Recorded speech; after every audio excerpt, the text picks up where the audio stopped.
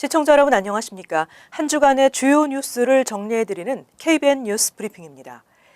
다음 달 12일 실시되는 뉴욕주 예비선거를 앞두고 시민참여센터가 한인 유권자 현황을 발표했습니다.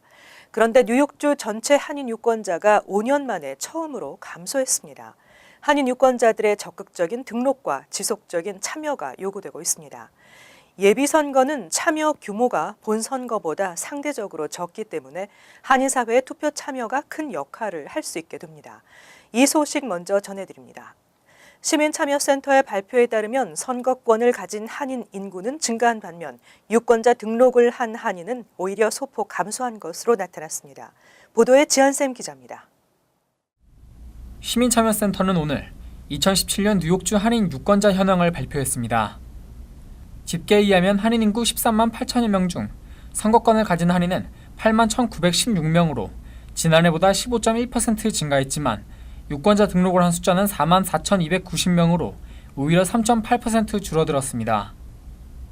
연령별로는 40대가 7,998명으로 가장 많았으며 30대, 60대, 50대 순으로 나타났습니다. 가입 정당은 54.5%가 민주당이며 공화당은 14%, 28.5%는 미가입 상태입니다. 한인 유권자의 거주지는 퀸즈 지역이 전체 유권자의 43.6%에 해당하는 19,322명으로 압도적으로 많았습니다. 한편 시민참여센터는 이번 주 금요일 오후 7시에 플러싱 제일교회 비전센터에서 19선거구와 20선거구에서 뉴욕시의원에 도전하는 후보자 초청 토론회를 개최합니다. 후보자들로부터 한인 커뮤니티에 대한 이해를 구하고 주요 쟁점에 대한 후보자들의 견해를 듣는 시간으로 한인들의 많은 참석을 당부했습니다. KBN 뉴스 지한샘입니다. 뉴욕 한인회와 민승기 전 회장이 비밀리에 접촉을 가진 것으로 알려졌습니다. 민승기 전 회장이 먼저 만남을 제안했으며 민 회장은 소송 없이 사전 합의를 제안한 것으로 전해졌습니다. 민승기 전 뉴욕 한인 회장은 이달 초 뉴욕 한인회에 먼저 전화를 걸어 만남을 제안했으며 실제 지난주 뉴욕 한인회 이사장 찰스 윤 변호사와의 비공개 회동을 가진 것으로 알려졌습니다. 민 전 회장은 이 자리에서 자신의 $30만 공금 유용 의혹에 대해 억울한 입장을 표명한 것으로 전해졌습니다. 민 회장은 이에 대해 일정 부분은 반환할 의사가 있다며 소송 없이 사전 합의를 하자는 제안을 했다는 후문입니다. 구체적인 액수는 알려지지 않고 있지만 $2만 가량으로 전해지고 있습니다. 뉴욕 한인회는 이에 대해 역대 회장단을 비롯한 여러 인사들에게 자문을 구하며 향후 대응책 마련에 나섰습니다. 김민선 뉴욕 한인 회장은 이 같은 사실에 대해 확인하며 하지만 민사소송 어떤 제안에도 변경될 수 없다고 밝힌 것으로 알려졌습니다. 한편 윤 이사장과 민 전 회장의 이번 회동은 지난해 9월 뉴욕 한인회 이사회가 민 전 회장에 대한 민사소송을 진행키로 결정한 지 약 1년 만에 이루어졌으며 다음 주 한 차례 더 만나 논의를 진행할 것으로 알려졌습니다. 올해 광복 72주년을 맞아 뉴욕과 뉴저지에서 경축 기념 행사가 열렸습니다. 행사장을 찾은 사람들은 광복의 의미를 되새기고 조국 발전을 위해 다 함께 노력하자고 다짐했습니다. 지한샘 기자의 보도입니다. 뉴욕 맨하탄에서 대한민국의 광복을 축하하는 만세 소리가 울려 퍼졌습니다. 광복 72주년 기념식이 열린 맨해튼 뉴욕 한인회관에는 뉴욕 지역 한인들이 참석해 조국의 광복을 기뻐했습니다. 취임 후 첫 광복절을 맞는 문재인 대통령은 김기한 총영사가 대독한 경축사를 통해 평화적, 능동적 남북 통일을 이루는 것이야말로 진정한 광복을 달성하는 것이라며 북한의 잇따른 핵미사일 실험으로 긴장이 고조되고 있는 동북아의 평화를 지키기 위해 모든 것을 걸고 전쟁을 막을 것이라고 말했습니다. 한반도에서의 군사행동은 대한민국만이 결정할 수 있고 누구도 대한민국의 동의 없이 군사행동을 결정할 수 없습니다. 정부는 모든 것을 걸고 전쟁만은 막을 것입니다.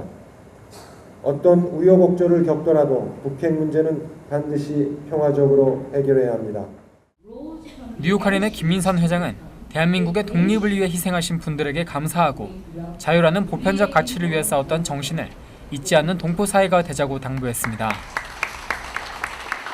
우리 후세를 위해서 조화롭고 평화로운 세상을 만들기 위해 올바른 역사의 가치를 확립해야 할 것입니다. 한편 뉴저지 한인회도 오늘 오전 한인회관에서 광복절 기념행사를 개최했습니다.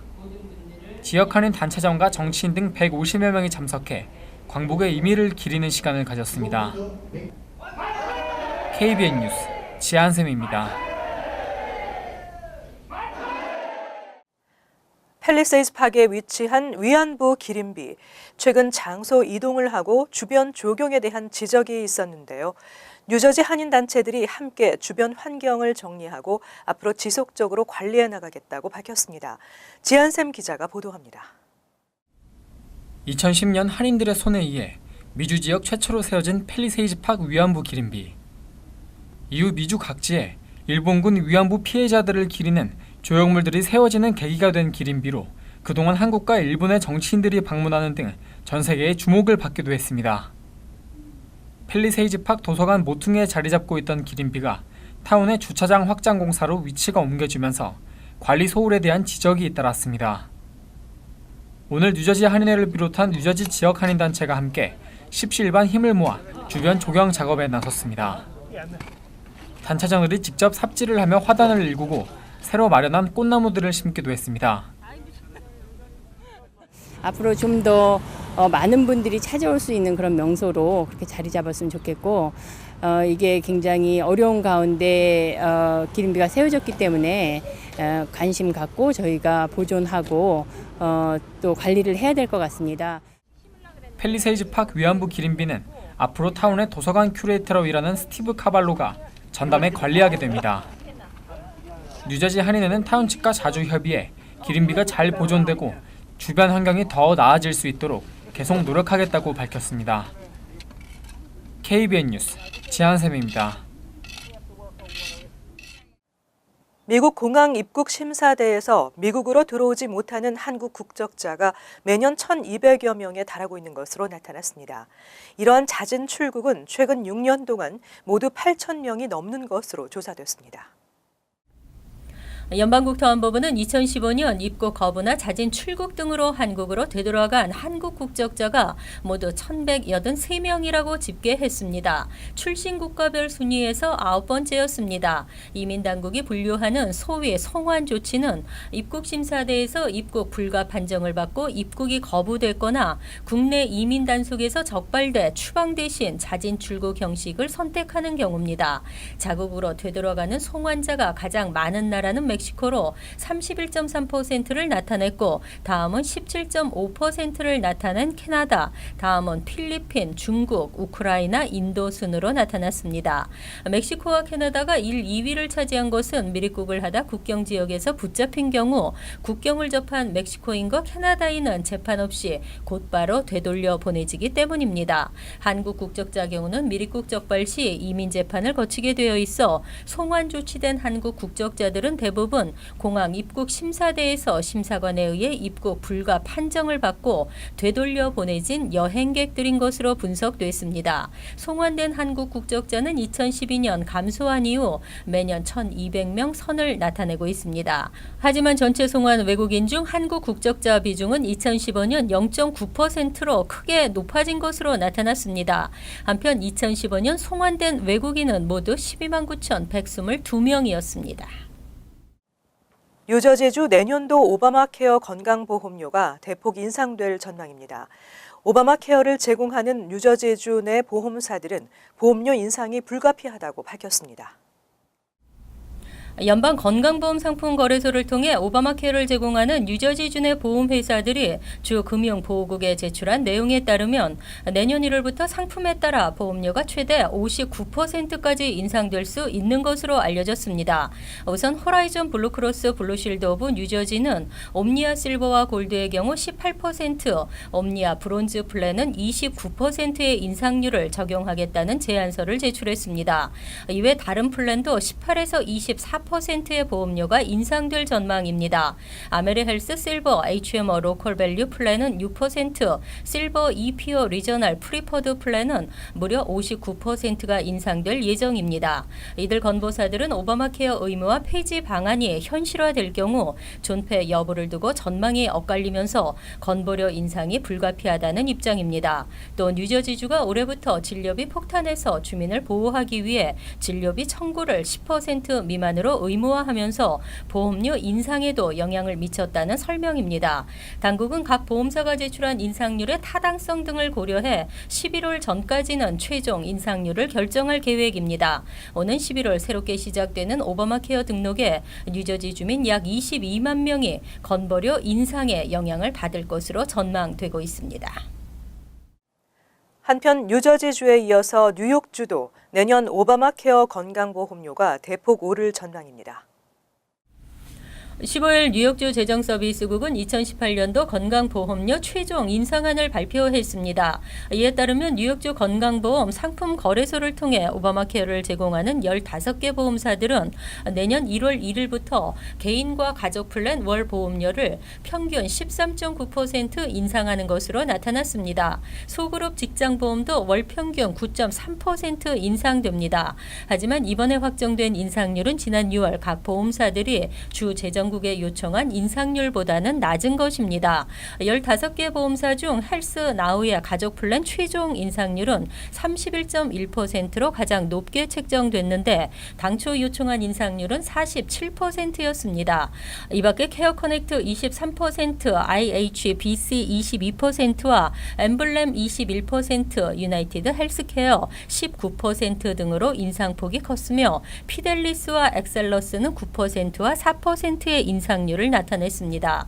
에트나, 엠파이어, HMO 등은 지난해와 동일합니다. 피델리스는 8.5%의 인상을 제안했으나 오히려 더 높은 9.6%의 인상률이 적용됐습니다. 소그룹 직장보험 플랜에서는 CD, PHP가 20% 인상됐습니다. 이처럼 내년도 오바마 플랜의 대부분이 두 자릿수 인상률을 보이면서 가입자들의 부담이 커지게 됐습니다.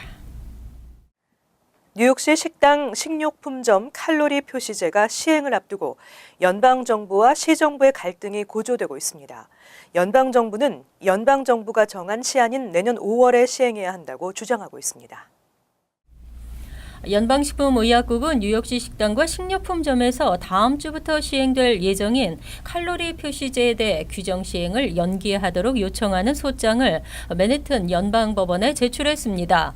연방식품의약국은 전국 식료품점과 식당의 칼로리 표시제에 대한 규정을 관할할 수 있는 권한이 있습니다. 뉴욕시는 자체적으로 칼로리 표시 의무화 제도를 추진해 3개월간의 홍보 기간을 거쳐 이달 21일부터는 본격적인 시행 및 단속에 들어갈 예정이었습니다. 하지만 연방식품의약국은 연방정부 차원에서 정한 2018년 5월 7일에 맞춰 전국적으로 시행해야 한다며 뉴욕시가 개별적으로 규정을 시행해서는 안 된다고 주장하고 있습니다.